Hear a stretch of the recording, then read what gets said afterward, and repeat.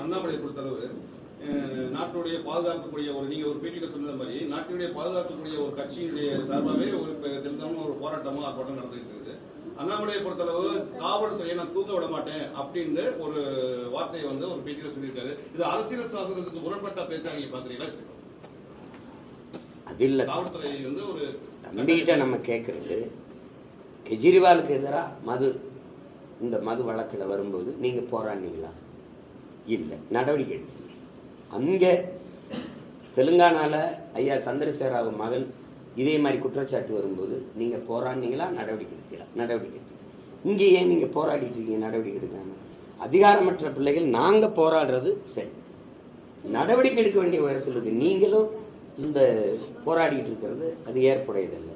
இப்ப இந்த டாஸ்மார்க் ஊழல்ல நீங்க 1000 கோடி சரி, கழிவறையை சுத்தம் பண்றதுல 430 கோடி ஊழல் இருக்கா இல்லையா?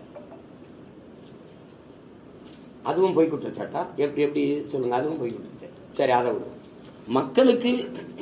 மக்களுக்கு கொடுக்கறதுக்கு நியாய விலை கடையில், அதாவது ரேஷன் கடையில் ஏற்றி இறக்குனதுல அரிசியை ஏற்றி இறக்குனதுல 950 கோடி இழப்பு, 1000 கோடி கிட்ட இழப்புன்றீங்க. என்ன கை கிட்ட அள்ளி ஏற்றி இறக்குனீங்களா இல்லை மூடையில கட்டி தானே ஏற்றி இறக்குனீங்க? அதுல சும்மா ஒரு 20,000 30,000 ஒரு 5 லட்சம் 10 லட்சத்துக்கு இழப்பு வந்துருச்சு அப்படின்னா கூட மனசாரி. 1000 கோடிக்கு நீ அரிசியை ஏற்றி இறக்குனதுல அது சிந்திருச்சு அப்படின்னா இது எந்த மாதிரி நீங்க எடுத்துக்கிறீங்க?